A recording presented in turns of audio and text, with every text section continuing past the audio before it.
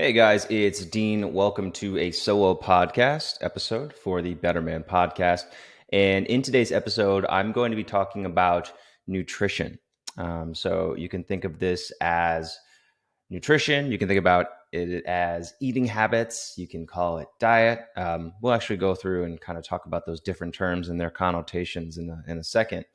But I wanted to make this podcast to talk about my eating habits and what I do to make eating healthy easy.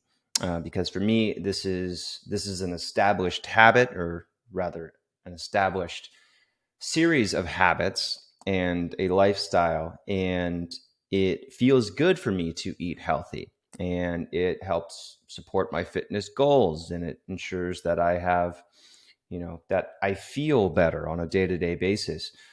So for me, this is something that doesn't feel forced, but in order to get to this point, if you are currently working toward getting to that, it's going to take some work. It's going to take some discomfort. You're going to make some sacrifices, but within a few weeks of, making these transitions, hopefully you feel a lot better. And something that I want to emphasize is that eating healthy for me, it doesn't feel like work. My body actually feels better when I eat healthy.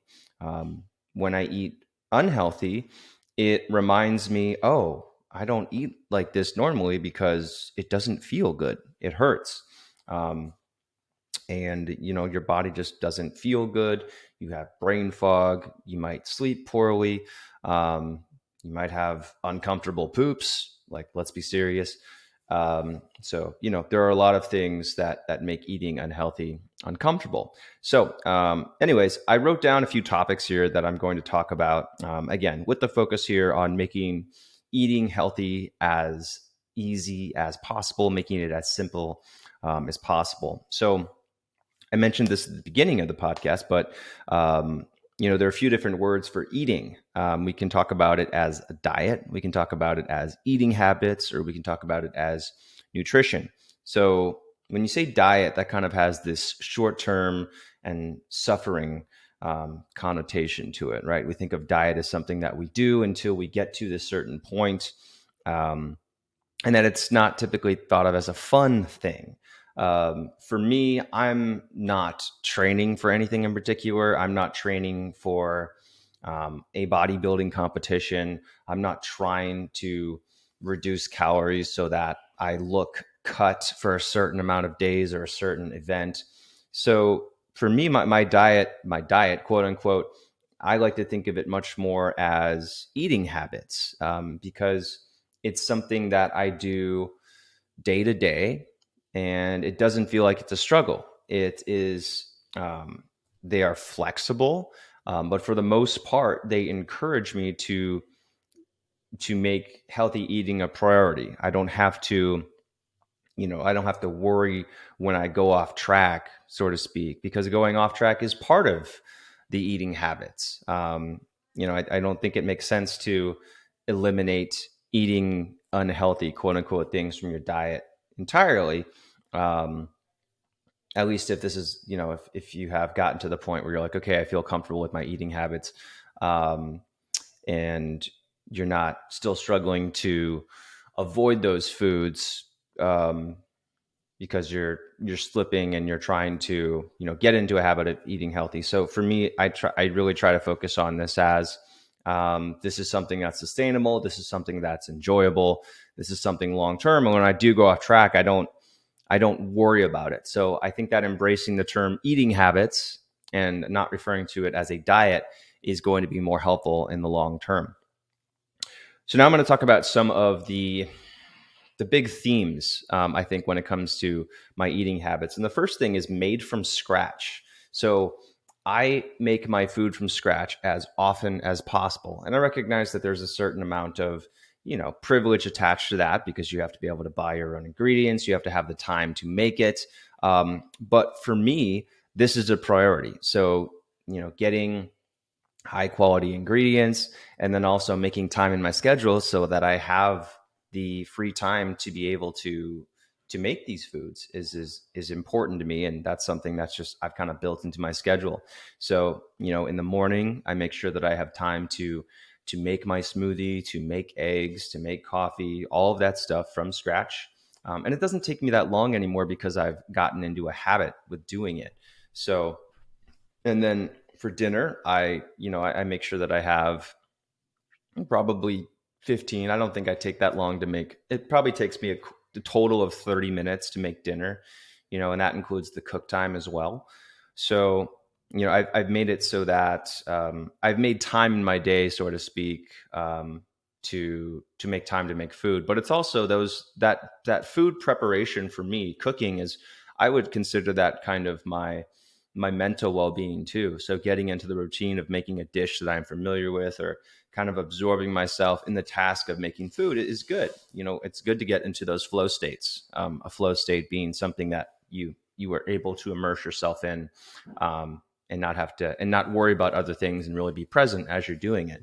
So making food from scratch is something that's really important to me, and it's very healthy. I mean, I could make something that you might look at it and say like, oh, that's not healthy, but in reality, it's way healthier than something that was prepared and frozen and loaded with preservatives and salt, which is what most of your freezer meals are going to be.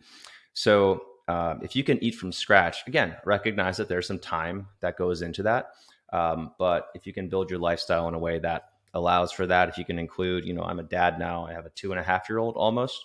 And so I try to include him. I have him, like yesterday, I was making carrots. So I had him pour the carrot bag into the bowl that I was using to mix the spices for the carrots. So, I'll do things like that, or I'll have him crack eggs. Yes, there are definitely eggshells that end up in there. But I try to structure my life in a way, and I build habits in a way that allows, that makes this enjoyable, so to speak. Part of also making food from scratch, there's this big concept of meal prep. I know that a lot of people really, a lot of people do meal prep, and they've heard about meal prep. And I guess simply speaking, meal prep would be, I would think of meal prep as taking some time on a Sunday afternoon to prep out all your meals for the week ahead. So you cut all the veggies, and maybe you cook some chicken, or, you prepare the sweet potatoes, or whatever that looks like. That was never something that I got into. So the way that I do that instead is I make more food than I need to when I'm making a meal. So for example, if I am going to make sweet potatoes for dinner, instead of making just 2 or 3, I'll make 6 so that I can have those in the refrigerator when I need them over the course of the week. Or if I'm going to be cooking with onions and peppers later in the week, then instead of just cutting up 1 or 2, I'll cut up 3 or 4 so that I can easily go into my refrigerator, grab those pre-cut veggies, and then I can use those in cooking. So that makes it a lot easier. So I don't meal prep per se, but I do prepare in bulk, if that makes sense. And I also make sure that I have leftovers. I make more food than I need so that I can easily go to the refrigerator, grab some healthy food, grab some real food, and then eat that. I find that if I don't have those leftovers available, that's when I don't eat, because I don't have something that I can readily eat. And that's when those cravings start to come. If you're not eating regularly, and you're starving yourself, kind of, those hunger cravings are going to come on more strongly. And that's when you're going to do something that you probably wouldn't do if you were trying to be the healthiest version of yourself. That's when you would go for, cookies. That's when you would go for something that's a pizza, something that's carb heavy, something that's just like, okay, this is what my body needs, I got to get it. So if you can, with all aspects of your life and pretty much everything, the more proactive you can be, the better it's going to be. So this is something that applies to that too. So having leftovers, being proactive, having leftovers, and eating when I start to get somewhat hungry instead of waiting until I'm starving. Those leftovers are really, really helpful. So, a lot of people talk about snacks too. And I don't really eat snacks. I usually just eat meals. I have leftover meals. And I don't really have I don't really have protein shakes. I don't think I've had a protein shake in years, actually. Although I might consider doing it again because sometimes I do find it hard to get the protein, um, adequate levels of protein, because I am trying to add more muscle currently with my workouts. So getting more protein is important there sometimes. So, but usually I have enough protein on hand, and I even have some cans of some some delicious wild salmon in a can.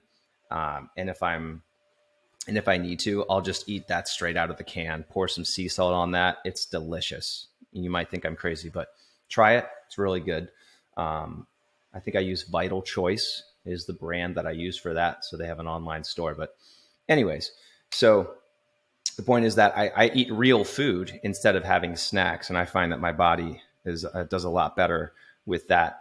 The other thing that I do to make sure that I eat healthy is I try to I have a few set recipes that I use on a weekly basis. So, I know these recipes by heart. I've either found them online, or maybe I've developed them. Maybe they've been inspired by a recipe that I found, and I've slowly tweaked them over the years. But I have a few set recipes that I make on a regular basis. So some of them are, I'll make chicken tacos. So I marinate the chicken breast a day ahead. I have peppers, I have onions, I have beans, rice. Sometimes I have tortillas too. I'll have cheese with that. I'll have guacamole. So there are, and if you were to go buy tacos, you would say, oh, that's an unhealthy meal. But when you look at the things that I put into here, you're looking at, free range organic chicken. We're looking at peppers and onions. We're looking at guacamole, which is just healthy fats, and pico de gallo.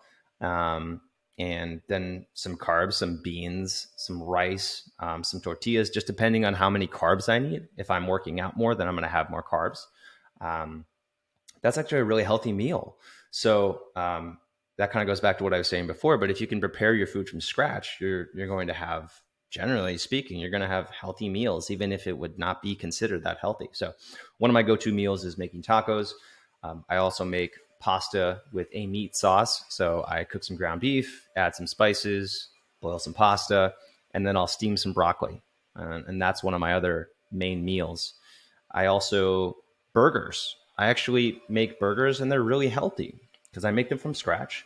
I have a particular bread that I like to use called Dave's Killer Bread, I think.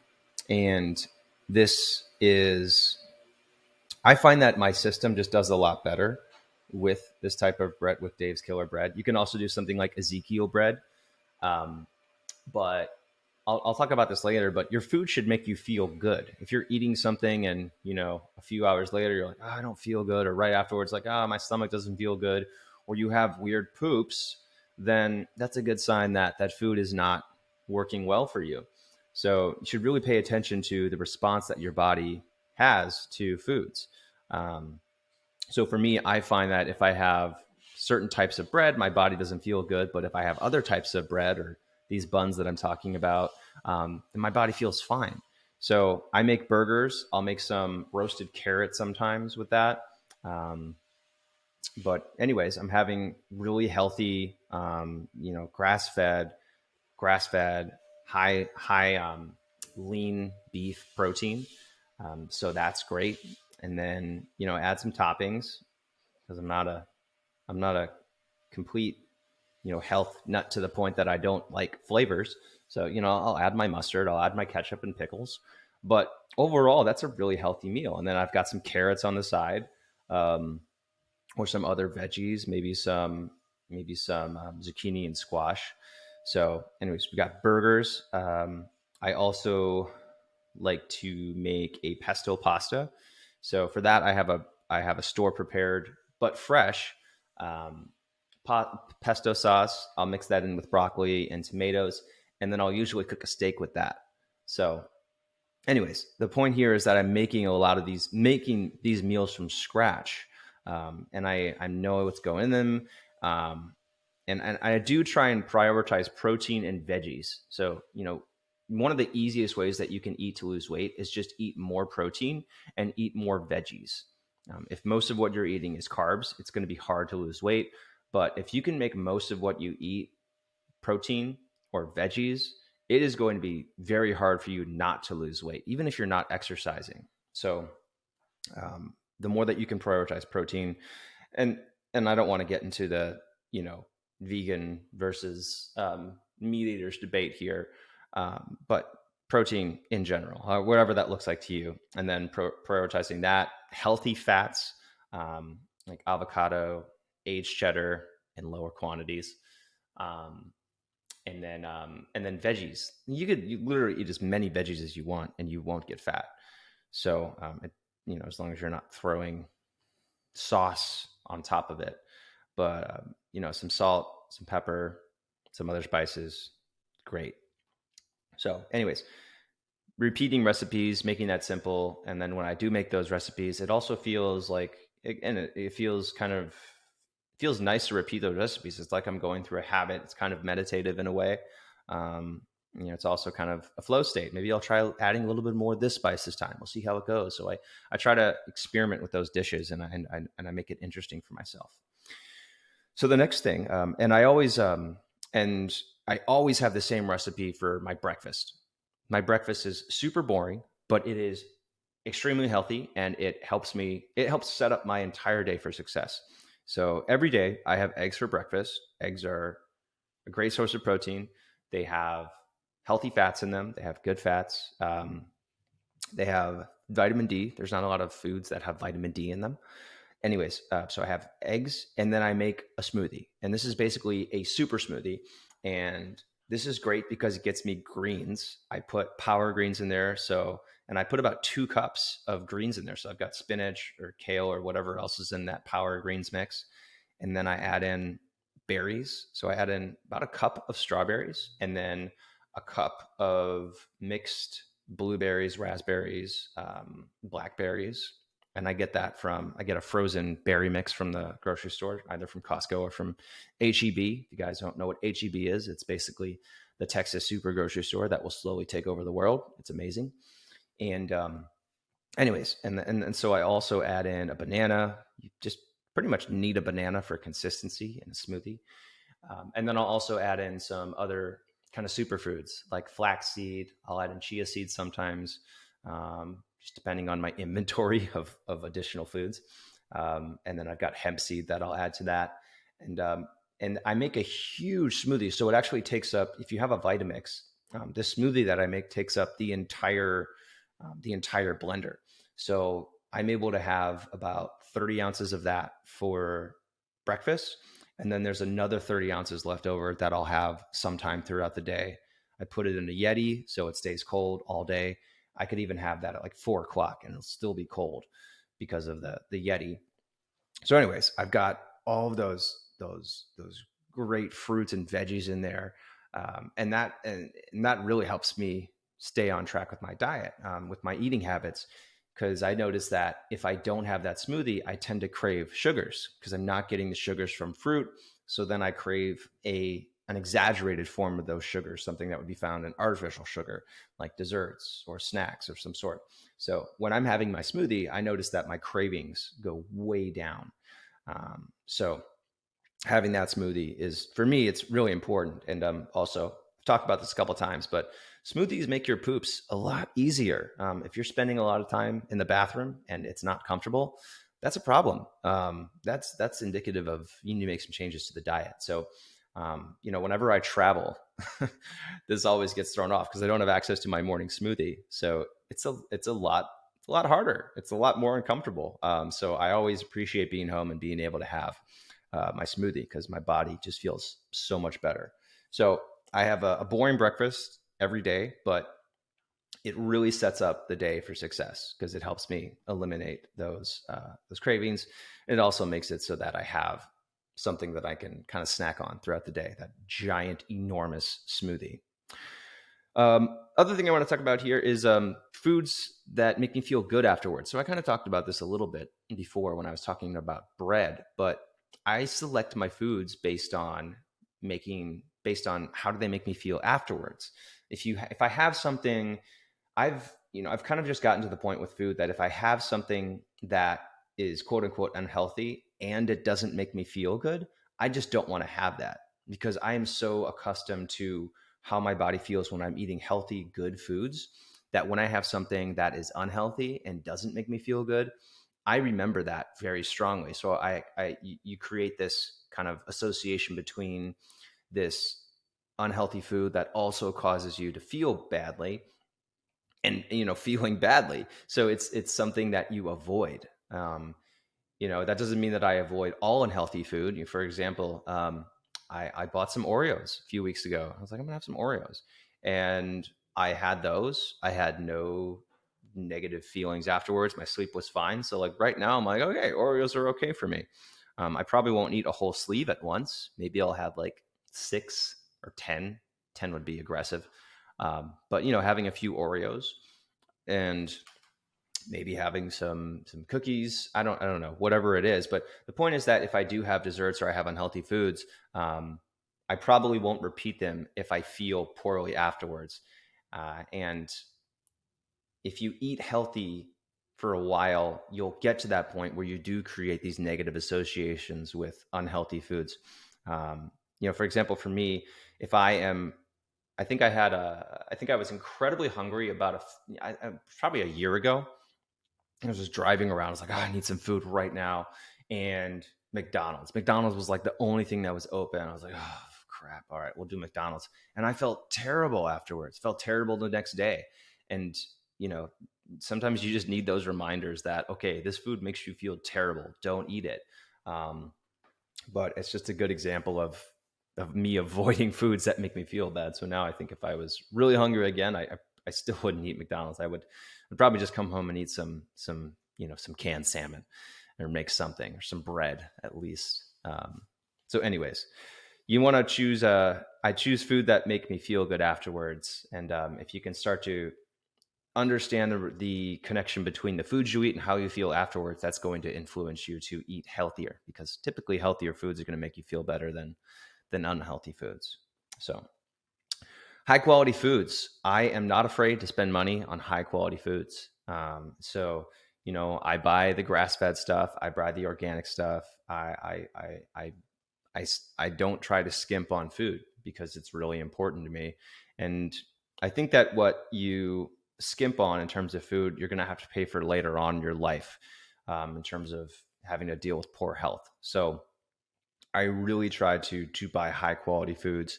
I know that my grocery bill is way higher than what most people would get in a week, and that's not necessarily out of financial privilege. I think that's more so just out of this is what's important to me, and this is what I'm going to spend my money on. So eating high quality foods, going to the good grocery stores, getting the organic stuff, that's really important to me.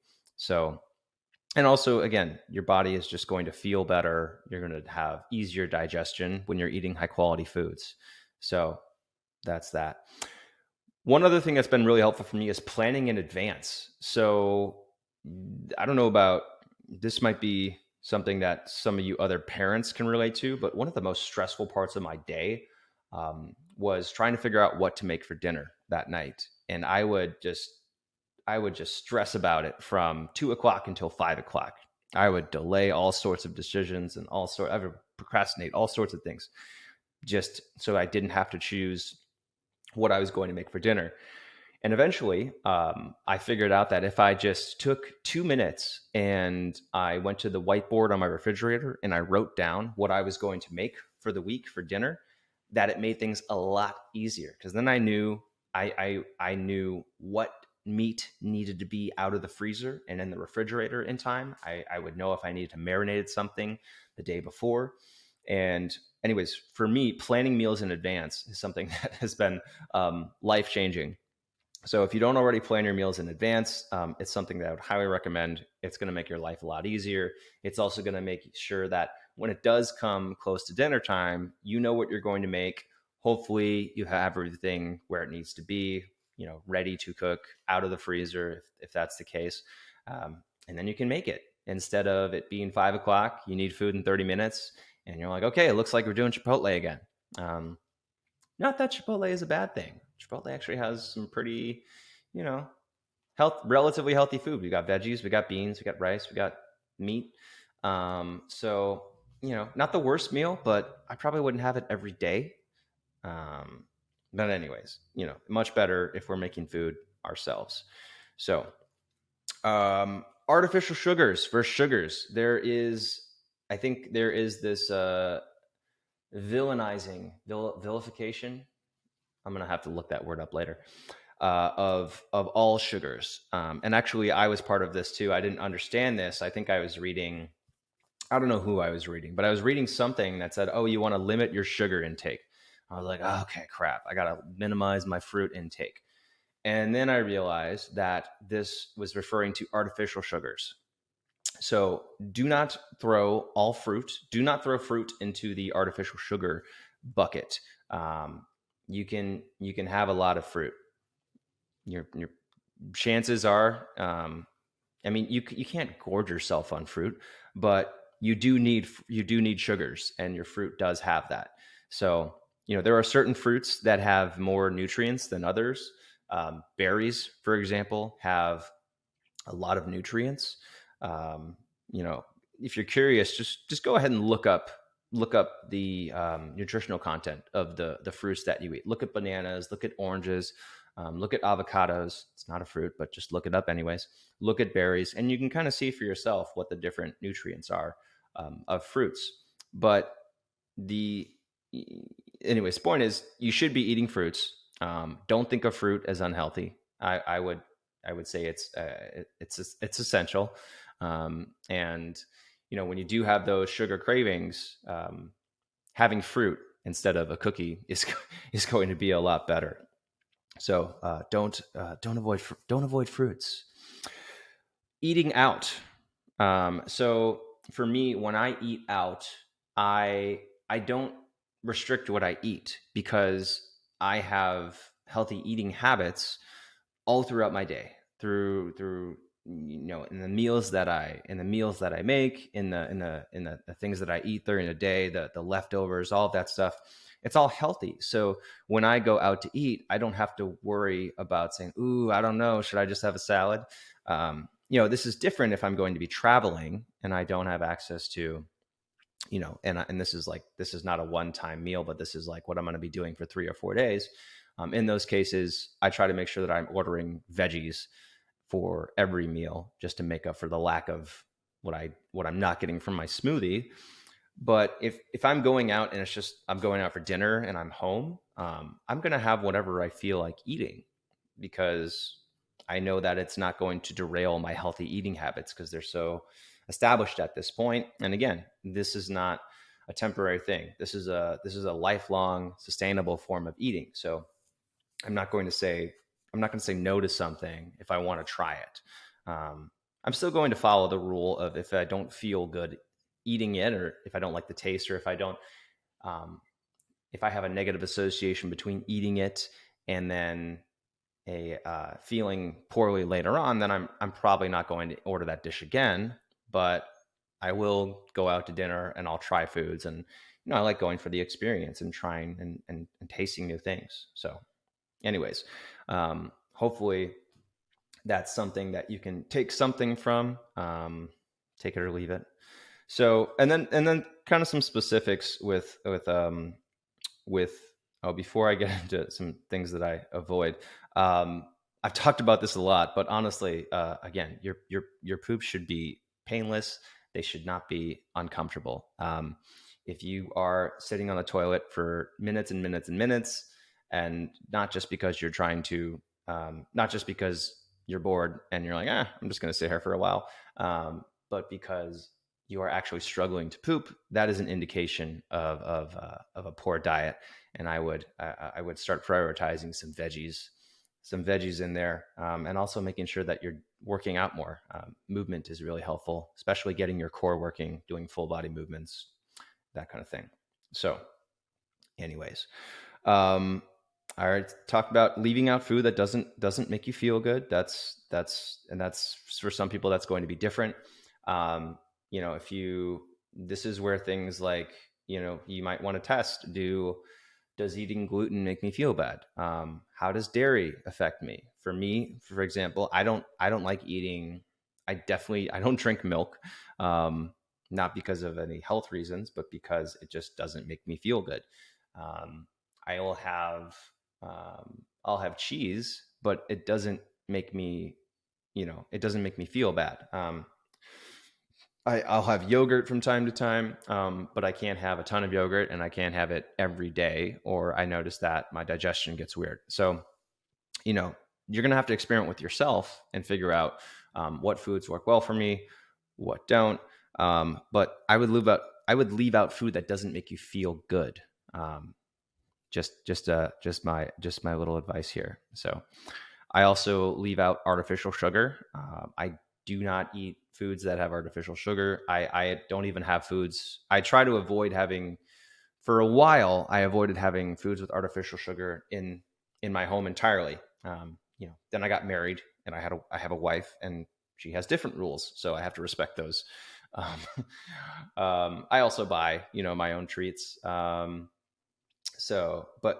also I had this period of my life where I didn't buy anything, where I wasn't buying anything that was unhealthy, and so that was when I was able to develop this kind of relationship where I understood that having unhealthy foods made me feel bad. So I tend not to crave these foods, and I know that if I have some fruit, or if I have some mineral water with lime and salt in it, that I can usually avoid those cravings and get out in front of it. Water is also very helpful. If I think that I'm hungry and I look at what I've eaten that day and I realize, okay, well, you've eaten enough, so what's wrong? And I realize that I haven't had enough water, um, then that's something. So you want to make sure that you're drinking a lot of water. I've heard there's a lot of different recommendations for how much water you should drink. I find that if I'm aiming for 90 to 100 ounces of water a day, that is where I feel good. Um, for men in particular, maybe it's important to front load the water. So you want to have more water in the beginning of the day and kind of start to taper off as you get into the evening. Otherwise, you're going to have to wake up and go to the bathroom in the middle of the night, and that's not fun. So I try to get all of my water intake before 6 p.m. And then I'll have one glass of water sometime between 6 and bed. And I find that helps me avoid having to wake up. Last thing I'll mention here is eating for putting on muscle versus eating to lose weight. If you are eating to put on muscle, you're going to have to eat more protein. You're probably going to have to eat more carbs. That isn't necessarily true. I found that for me, I needed to really prioritize protein if I wanted to put on muscle. And then if I'm focusing on losing weight, which that hasn't been a focus of mine for a while, but if that is your focus, you will want to eat more veggies. You're going to want to eat more protein, and you'll want to minimize your carbs. The exception to the carb rule is is your workouts. So if you are doing intense workouts, you're going to want to have some carbs before your workouts and then after your workouts, because your body does need carbs to help absorb the protein. Your carbs deliver that protein. So it is important to have carbs before and after workouts, but at other times of the day, definitely want to prioritize healthy, protein and veggies. So anyways, those are my dieting or my eating habits tips. I hope you found that helpful. I hope you found this useful. I'm going to be in the next 2 weeks from now, I'm doing another solo podcast. And in that episode, I'm going to talk about my weekly workout habits. So I'm going to talk about how much yoga do I do, how much non-yoga do I do, walks, what type of mobility work do I do, and how often. And hopefully talk about it in a way that doesn't sound overwhelming and sustainable. Because for me, I really don't feel like I have to force myself to work out. This is something that really fits into my day nicely. And I hope that's something that I can help you create as well. So thanks for watching. Hope you found this useful. Hope it inspires you to be a better man. And I will see you on the next episode. Bye. If you like that episode, check out this other one right here. I think you're really going to enjoy it. If you haven't subscribed, click this subscribe button over here, and you can listen to the full episodes on any major podcasting platform. Full details below in the description.